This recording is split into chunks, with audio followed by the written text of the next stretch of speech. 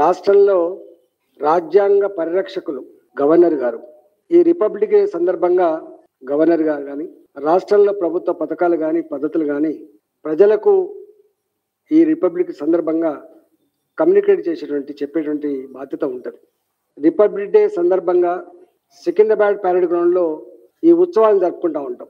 స్వయంగా ముఖ్యమంత్రి గారు, ఈ రాష్ట్రంలో ఉన్నటువంటి మంత్రివర్గ సహచరులు, రాజ్యాంగబద్ధంగా ఎన్నికైనటువంటి ప్రజాప్రతినిధులు, అధికారులందరూ కూడా ఉత్సవంలో పాల్గొనేటువంటి సాంప్రదాయం ఉంటుంది. ఈసారి స్వయంగా ముఖ్యమంత్రి గారే కరోనా సందర్భంగా ఈ రిపబ్లిక్ డే ఉత్సవాలని గవర్నర్ గారి ప్రాంగణంలోనే జరుపుకోవాలని చెప్పి వాళ్ళు నిర్ణయించడం పేపర్లు చూసినాం మేము.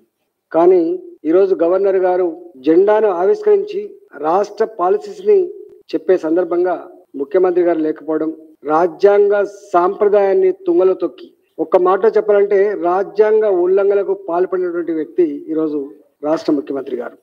రాజ్యాంగం మాత్రం శాశ్వతంగా ఉంటుంది. ఈ ప్రాక్టీసెస్ని, ఈ కన్వెన్షన్స్ని ఇవాళ తుంగలో తొక్కినటువంటి వ్యక్తి ముఖ్యమంత్రి గారు.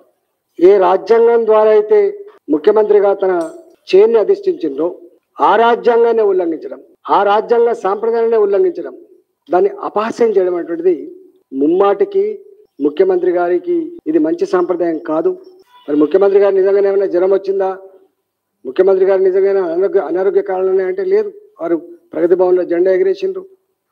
వారు స్వయంగా సికింద్రాబాద్ పరేడ్ గ్రౌండ్ లో అమరవీరుల స్తూపం దగ్గర నివాళులు అర్పించి శ్రద్ధాంజలి ఘటించిండ్రు. మరి అట్లాంటి ముఖ్యమంత్రి గారు గవర్నర్ గారిని అవమానపరచడం కాదు.